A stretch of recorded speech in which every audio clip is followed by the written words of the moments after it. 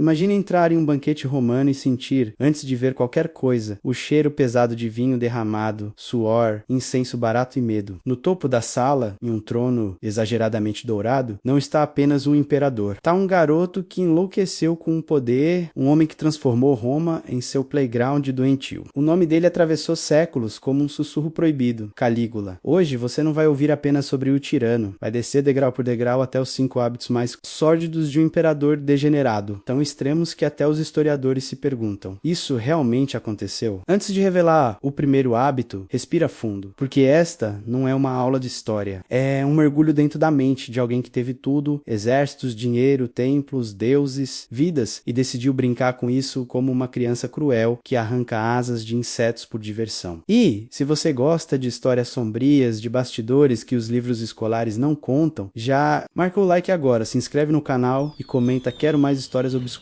para que essa série continue. Só os mais curiosos e corajosos seguem até o fim. Roma, século I, as ruas fervem em vozes, em política, em sangue. O império parece sólido, quase imortal, mas o que ninguém sabia era que atrás das colunas de mármore, um veneno silencioso já escorria pelo palácio. Esse veneno tinha um rosto jovem, bonito e olhar vazio. Calígula, o menino que foi criado entre conspirações, mortes e promessas, e que ao se tornar imperador, decidiu cobrar da humanidade cada trauma que o mundo lhe entregou. Há um segredo escondido nos hábitos privados desse homem. Eles revelam tudo o que o poder absoluto faz com o cérebro humano quando ninguém ousa dizer não. Segundo os historiadores romanos, como Suetônio, muitos detalhes da vida de Calígula foram suavizados nos registros oficiais e exagerados nas fofocas dos corredores. Mas, por trás da poeira do tempo, um padrão surge. Não era apenas crueldade, era ritual, hábito, repetição. Pequenos comportamentos que juntos construíram a figura do imperador mais degenerado que Roma já viu. E é isso que você vai ver aqui. Não só o monstro, mas o passo a passo da construção desse monstro. Você está prestes a ver algo que quase ninguém no mundo já viu desta forma. Os 5 hábitos mais sórdidos de Calígula, contados como uma história viva, visual, quase cinematográfica. Mas atenção, quanto mais você desce, mais perturbador fica. Então, fica até o final, porque o 5º hábito é tão absurdo que nem os assassinos de Calígula conseguiram apagar o rastro psicológico que ele deixou na história. E se você está assistindo até aqui, faz parte de um tipo raro de público. Aquele que não foge da verdade feia, que encara a escuridão para entender de onde ela vem. E agora, enquanto as tochas do palácio tremeluzem e o salão silencia, Calígula levanta o olhar, como se soubesse que está sendo observado do futuro. O primeiro hábito começa exatamente aqui, nesse instante em que a máscara do imperador cai, e aparece o garoto ferido, vingativo e completamente entregue ao prazer, doentio do poder. Pronto para dar o próximo passo? As tochas lançam sombras tortas pelas paredes de mármore, como se o próprio palácio tentasse se afastar do que estava prestes a acontecer. O primeiro hábito sórdido de Calígula não era apenas cruel, era meticulosamente encenado. Ele transformou o império em um teatro. E ele mesmo se colocou no papel de Deus vivo, não? Bastava ser chamado de imperador. Ele exigia ser adorado como uma divindade em carne, osso e delírio. Mandou erguer estátuas suas nos templos, ao lado, e às vezes no lugar das antigas divindades romanas. Onde antes estava Júpiter, o senhor dos céus, agora surgia o rosto jovem e insano de Calígula, sorrindo de mármore. Esse era o primeiro hábito. A adoração compulsória de si mesmo, transformada em ritual diário, em culto obrigatório, em religião à força, mas o que ninguém via, olhando apenas essa arrogância absurda, era o abismo psicológico que havia por trás, desde criança. Calígula viu sua família ser destruída pelo poder romano. Seu pai, Germânico, um general adorado, morreu em circunstâncias suspeitas. Sua mãe, Agripina, foi exilada. Irmãos e parentes foram presos ou mortos. Crescer em Roma era crescer cercado por facas escondidas em abraços falsos. Quando, anos depois, o jovem Calígula ascende ao trono, não esquece nada disso. E aqui aparece o lado mais doentio do hábito. Ele não queria apenas ser amado, queria ser temido, adorado com medo, queria que cada olhar lançado em sua direção tivesse, escondido atrás do respeito, um terror infantil diante de um Deus caprichoso. Há um segredo escondido nesses cultos públicos. Calígula não apenas aceitava oferendas, ele as exigia. Senadores eram forçados a se curvar, beijar seus pés, chamá-lo de Senhor e Deus. Alguns registros relatam que ele se vestia como as próprias divindades, ora como Apolo, ora como Vênus, desfilando com roupas extravagantes, coroas de ouro e joias exageradas, como se a sanidade já tivesse sido assassinada pelo espelho. Em certas noites, ordenava espetáculos em que o protagonista era ele mesmo, em traje ultrajes divinos, julgando e humilhando quem ousasse olhar por muito tempo ou desviar os olhos depressa demais. Nesse jogo, qualquer reação podia ser interpretada como ofensa, e ofensa, na Roma de Calígula, custava a vida. Segundo relatos antigos, como os de Suetônio e Dion Cássio, havia templos exclusivos dedicados a ele. Sacerdotes, nomeados pelo próprio imperador, cuidavam de altares onde não se cultuava um Deus eterno, mas um homem movido por impulsos imediatos. Esse costume parecia, à primeira vista, apenas um exagero de ego, mas na prática era uma arma política sofisticada. Ao se colocar no mesmo nível dos deuses, Calígula apagava qualquer limite. Se ele era um deus, então sua vontade era a lei cósmica. Não existia certo ou errado. Existia o que Calígula queria menos e o que ele queria mudava de um dia para o outro, como um clima emocional instável. Roma inteira passou a viver pisando em cacos de vidro emocionais, sem saber quando Deus iria acordar generoso ou ansioso por sangue. É aqui que o contraste fica brutal. Aos olhos do povo, Roma era o centro do mundo, a maior potência, um paraíso de mármore, glória e grandiosidade. Mas no coração desse paraíso, um culto doentio crescia. O hábito de forçar a adoração criava um efeito colateral. Ninguém mais se via como humano diante dele. Todos eram reduzidos a peças, adornos, instrumentos, e quanto mais ele era tratado como divino, mais perdia o pouco de humanidade que ainda restava. O paraíso político de Roma se tornava o inferno psicológico de quem precisava conviver com o homem que acreditava, de verdade, que podia tudo, inclusive brincar com a fé, com a devoção, com a própria esperança das pessoas. E, no entanto, isso é apenas o começo, porque se o primeiro hábito era exigir ser tratado como um Deus, o segundo era algo ainda mais sombrio, decidir com a mesma facilidade com que alguém escolhe um vinho quem merecia viver e quem seria usado como entretenimento. A Sala do Trono, que já parecia um templo, logo se tornaria também uma arena invisível, onde a morte era servida como espetáculo privado. E é nesse ponto que a degeneração de Calígula deixa de ser simbólica menos e se torna física, sangrenta e irreversível. O Salão do Trono parecia um quadro perfeito, colunas, ouro, estátuas, tapetes vermelhos, mas sob a beleza havia algo torto no ar, um silêncio diferente, um silêncio que não era de respeito, e sim de medo absoluto. O segundo hábito sórdido de Calígula era transformar a vida humana em passatempo. Em vez de governar, ele se divertia testando limites. Seu jogo preferido, brincar de destino. Em qualquer momento, em qualquer banquete, em qualquer caminhada pelo palácio, alguém podia ser escolhido, ao acaso, para morrer. Não por traição, não por crime real, mas porque ele queria ver o que aconteceria, como um garoto que puxa a asa de uma mosca só para assistir a reação. Calígula puxava os fios da existência de homens e mulheres, senadores, soldados, até convidados de honra, menos só para sentir o sabor de ter o controle total. Há relatos de que, em alguns espetáculos no Coliseu ou em arenas menores, quando o público pedia o fim de um combate, Calígula, entediado, se levantava e ordenava que entrem mais feras. E às vezes não eram os gladiadores que eram jogados. As feras eram os próprios espectadores, pessoas comuns que tinham ido apenas assistir. Ele mandava que fossem arrastadas, empurradas para o meio da arena para morrerem como se fossem parte do show, escolhidas ali, sem aviso, sem motivo. Esse hábito,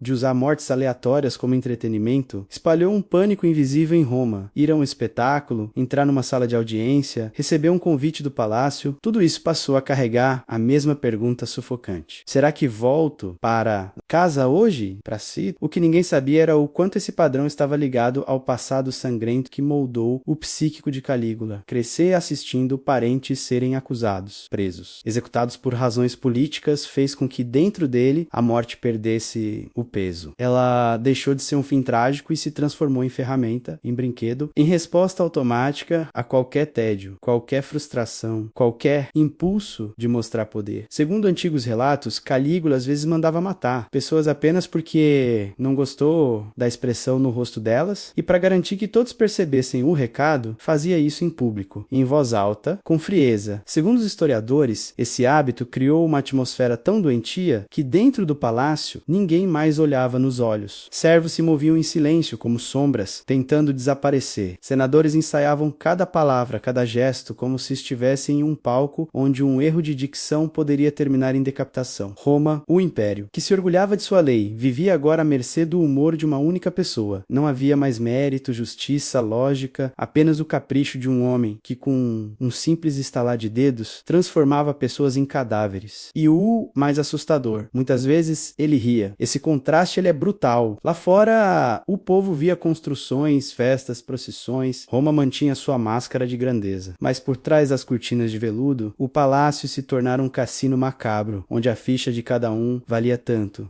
quanto a vontade momentânea do imperador. A proximidade com o trono não era mais sinal de honra. Era uma roleta russa emocional. Estar perto de Calígula significava viver com a constante sensação de uma lâmina invisível sobre o pescoço. E mesmo assim, por mais terrível que fosse, ainda não era o pior, porque se o segundo hábito era usar a morte como entretenimento, o terceiro hábito descia ainda mais fundo. Ele não queria apenas ver o sofrimento, queria se intrometer dentro da intimidade das pessoas, controlar aquilo que, em qualquer época, é o território mais sensível de um ser humano. Seu corpo, seus desejos, seus relacionamentos. No próximo passo, o que era morte pública se mistura com humilhação privada. E o Palácio de Roma se transforma, aos poucos, numa casa de devassidão obrigatória. Os corredores do Palácio de Calígula não eram apenas caminhos de pedra e mármore, eram túneis de segredos, olhares que se desviavam rápido demais, sussurros engolidos antes de virarem som. O terceiro hábito sórdido desse imperador degenerado era invadir aquilo que, para qualquer pessoa, deveria ser intocável, a intimidade. Calígula transformou o corpo dos outros em território conquistado. Não bastava mandar nas terras, nos exércitos, nas moedas, ele queria mandar nos desejos, nos casamentos, nas noites. Em banquetes, apontava para esposas de senadores, irmãs de generais, jovens de famílias nobres e com um simples gesto as arrancava de seus lugares, levando-as para quartos, privados, como se estivesse escolhendo pratos de um banquete. Depois, às vezes, voltava à mesa e, olhando nos olhos dos maridos, comentava em voz alta o que tinha acabado de fazer. Há um segredo escondido nesse hábito doentio. Não era apenas luxúria, era humilhação calculada. Ao tomar para si as mulheres dos outros, Calígula não apenas satisfazia impulsos, ele quebrava símbolos. Esposas, filhas, irmãs eram também linhas de honra entre as famílias romanas. Ao atravessá-las como quem pisa em uma fronteira arriscada na areia, ele deixava claro: não existe limite para mim, não existe proibido. Segundo os relatos, esse comportamento se estendia também para dentro da própria família. Rumores históricos falam de relações incestuosas com irmãs, como Drusila, transformadas por ele quase em imperatrizes temporárias, exibidas em público e usadas em privado como troféus mórbidos de uma mente em colapso. Segundo Suetônio, Calígula chegava a organizar jantares em que as mulheres da elite eram exibidas como peças em um leilão silencioso. Ele observava, escolhia, chamava, experimentava. Depois, como um comerciante insano avaliando mercadoria, comentava suas impressões, reduzindo os seres humanos a objetos. Muitos maridos não ousavam reagir, fingiam concordar, riam, serviam mais vinho, porque sabiam que na Roma de Calígula o ciúme podia ser interpretado como afronta, e a afronta, como sempre, tinha um desfecho previsível: sangue. Esse hábito criou um tipo de dor que não aparece nas estátuas nem nos livros de glória. Uma dor silenciosa, doméstica, envergonhada. Famílias inteiras eram mantidas reféns pela ameaça constante de que sua honra, seu amor, sua privacidade pudessem ser devorados a qualquer momento pelo apetite do imperador. Lá fora, o povo via o brilho das festas, o luxo das roupas, a beleza das cortesãs. Mas por trás das portas fechadas, Roma chorava em silêncio, sabendo que o próprio homem que jurara proteger o império transformara os laços mais sagrados em um parque de diversões pessoal. É aqui que o contraste se torna quase insuportável. Roma se enxergava como o centro da civilização, a cidade da lei, da ordem, dos valores familiares bem definidos, mas, no topo dessa pirâmide, o homem mais poderoso do mundo cuspia em tudo isso. Cada novo abuso de Calígula destruía um pedaço da confiança coletiva. Era como se dissesse o tempo todo: se nem sua casa é segura, o que é seguro então? E quanto mais ele brincava com a intimidade dos outros, mais isolado e paranoico se tornava, porque alguém que planta tanta humilhação sabe no fundo que um dia vai colher ódio. E ainda assim, por mais obsceno e invasivo que fosse esse hábito, ele não era o último degrau. Se até aqui Calígula se divertia com o corpo e a honra alheia, no quarto hábito ele começa a brincar com algo ainda mais sensível: o próprio futuro de Roma. Dinheiro, riquezas, obras, o coração econômico do império. Tudo isso se tornaria combustível para os caprichos de um homem que tratava o tesouro romano como se fosse o cofrinho particular de um garoto sem limite. É nesse próximo passo que a loucura deixa de ser apenas privada, menos, e começa a fundar um império inteiro. Os cofres de Roma, por séculos, foram tratados quase como santuários. Eram o pulmão do império. De lá saíam os pagamentos dos soldados, o sustento das obras, os jogos que distraíam o povo. Ouro, prata, tributos de terra terras conquistadas, tudo guardado sob cálculos, registros e rituais de controle. Até que Calígula decidiu que números, reservas e prudência eram coisas para mortais comuns. O quarto hábito sórdido desse imperador degenerado foi transformar a economia de Roma em brinquedo e o tesouro do império em extensão do seu desejo imediato. Ele torrava fortunas em festas, banquetes impossíveis, presentes absurdos, obras megalomaníacas e ideias que pareciam piada. Até para os deuses, há um episódio que os historiadores adoram relatar porque ele concentra esse hábito num único gesto: Calígula teria ordenado que uma ponte de barcos fosse construída sobre o mar, ligando Baias a Puteoli, na Baía de Nápoles. Não era uma ponte para comércio, nem para estratégia militar, era para ele desfilar usando a armadura de Alexandre o Grande, só para provar que podia desafiar uma antiga profecia que dizia que não teria tanta chance de se tornar imperador quanto alguém teria de atravessar a Baía a cavalo. Calígula não apenas virou imperador, ele literalmente fez o impossível à força, queimando dinheiro, barcos e vidas para pavimentar o mar com madeira e orgulho. Um projeto de ego, pago com o futuro de Roma, mas o que ninguém via, apenas olhando para essa extravagância, era o efeito dominó silencioso que isso causava. Para bancar essas demonstrações insanas de poder, Calígula começou a exaurir o tesouro público. Vendeu bens do Estado, confiscou propriedades, iniciou julgamentos fraudulentos, apenas para multar, confiscar, sugar patrimônios inteiros. Segundo relatos, chegava a leiloar móveis do palácio, estátuas, até o direito de cobrar impostos em certas regiões, como se estivesse desmontando a própria casa peça por peça, só para alimentar a própria obsessão por luxo e espetáculo. Roma, que antes era exemplo de administração, afundava numa espécie de dependência do humor financeiro de um só homem. Segundo os historiadores antigos, como Dion Cássio, Calígula criava impostos tão estranhos e humilhantes que pareciam testes psicológicos com a população. Taxas sobre processos, sobre casamento, sobre prostituição. Há relatos de que ele cobrava até para que os soldados recebessem um mínimo de benefícios. Tudo podia virar fonte de renda instantânea. Tudo podia ser monetizado, retorcido, espremido. E quando o dinheiro mesmo assim não dava, ele apelava para a crueldade, mandava matar ricos para confiscar suas heranças, como se fosse um urso faminto arrancando pedaços de carne da própria matilha. Esse contraste, ele é brutal. Enquanto a fachada de Roma seguia imponente, com colunas, arcos triunfais e procissões, por trás das cortinas contábeis o império sangrava. Soldados ficavam inquietos, comerciantes murmuravam, governadores, nas províncias, sentiam que a instabilidade no topo logo desceria como uma tempestade em suas regiões. O hábito de Calígula de transformar dinheiro em combustível, para sua loucura, não era apenas um traço de personalidade, era uma bomba relógio plantada no centro da estrutura imperial. A cada banquete excessivo, a cada obra inútil, a cada capricho caro, uma rachadura invisível se abria no edifício de Roma e, mesmo assim, por mais grave que fosse mexer com o ouro e com o futuro econômico do império, ainda havia um degrau mais fundo, porque o quinto hábito de Calígula não diz respeito apenas ao que ele fazia com o corpo,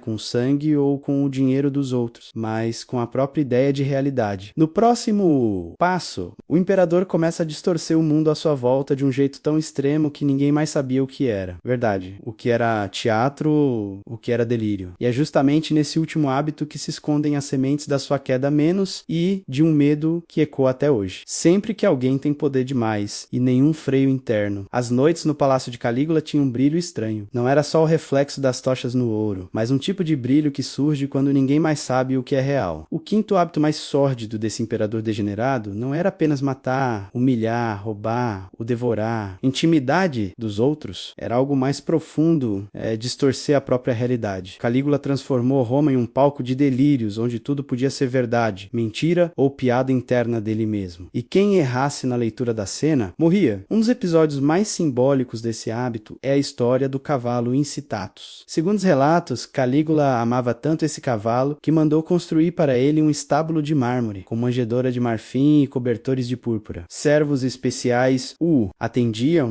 e alguns historiadores relatam que Calígula planejava torná-lo cônsul, o mais alto cargo político depois do imperador. A primeira reação é pensar, loucura pura. Mas na mente distorcida de Calígula, aquilo era também um recado. Ao colocar um cavalo quase no mesmo nível de um senador, ele dizia, sem palavras, vocês valem tanto quanto isso. Eu posso substituir qualquer um de vocês por um animal e o império continuará de pé, porque Roma não é vocês. Roma sou eu. Há um segredo escondido nesse tipo de aquele gesto, Calígula usava o absurdo como arma psicológica. Fazia perguntas impossíveis, dava ordens contraditórias, ria de tragédias, chorava em momentos aleatórios. Em um dia, tratava alguém com gentileza, no outro, mandava matar o mesmo alguém por uma suspeita qualquer. Segundo alguns relatos, ele chegou a declarar guerra ao próprio mar, ordenando que soldados atacassem as ondas e recolhessem conchas como troféus de guerra. Parecia apenas uma piada de um louco mimado, mas criava um efeito devastador. Ninguém mais conseguia confiar na sanidade do centro do poder. Quando a cabeça enlouquece, o corpo inteiro treme. Segundo os antigos cronistas, como Suetônio, o palácio de Calígula se tornou uma espécie de labirinto emocional. Ninguém sabia se estava participando de um ritual sério, de um teatro cruel, de uma brincadeira mortífera. Uma palavra podia ser interpretada como piada e gerar gargalhadas, ou como ofensa e terminar em execução. Ao distorcer a realidade, Calígula arrancava das pessoas algo precioso, o senso de previsibilidade, a capacidade de ler o mundo, e, quando alguém não consegue mais prever nada, vive em estado constante de pânico. Roma inteira passou a viver assim, tensa, respirando curto, esperando o próximo ato de insanidade. Esse hábito de remodelar a realidade foi o que pouco a pouco virou o próprio sistema contra ele. Senadores humilhados, oficiais ameaçados, guardas assustados, familiares traumatizados. Todos começaram a perceber que não, estavam diante apenas de um tirano cruel. Estavam presos no mundo particular de um homem cuja mente tinha se desconectado dos limites mais básicos. E na história, quando a loucura de um governante ameaça engolir o próprio império, algo sempre começa a se mover nas sombras. Sussurros em corredores, olhares trocados rápido demais, reuniões discretas, o contraste final é quase poético e trágico ao mesmo tempo. Calígula, o homem que se fez Deus, que brincou com a morte, que invadiu corpos, drenou cofres e distorceu a realidade. Um dia se vê sozinho, cercado por aqueles que fingiam servir, mas por dentro só alimentavam ódio. Em 41 de 6, em um dos corredores do palácio, durante um dos muitos espetáculos e rituais, a lâmina que ele tanto fez pairar sobre os outros finalmente se volta contra ele. Golpes rápidos, sangue, silêncio, o deus cai como um homem qualquer. Mas o eco de seus hábitos não morre ali. E é aqui que a história de Calígula deixa um gosto estranho na boca. Porque, no fundo, ela não fala só de um imperador distante perdido na poeira da história. Fala do que acontece quando o ser humano comum, menos com traumas, medos, desejos e feridas, recebe poder demais, sem nenhum limite, sem nenhum basta. A pergunta que fica, enquanto as tochas do passado se apagam e a tela escurece, é simples e incômoda. Quantos Calígulas ainda nascem todos os dias? Em menor escala, em empresas, famílias, governos, escolas, sempre que alguém descobre que pode tudo e escolhe o caminho da degeneração. Se esse mergulho na mente e nos hábitos mais sórdidos de Calígula te prendeu até aqui, deixa um comentário dizendo qual dos 5 hábitos você achou mais perturbador e por quê. Isso ajuda a entender até onde podemos ir nas próximas histórias. E, se quiser continuar descendo por túneis obscuros da história humana, se inscreve, ativa o sininho e compartilha esse vídeo com alguém que acha que poder não muda ninguém. Talvez depois desta história, essa pessoa pense 2 vezes antes de acreditar nisso.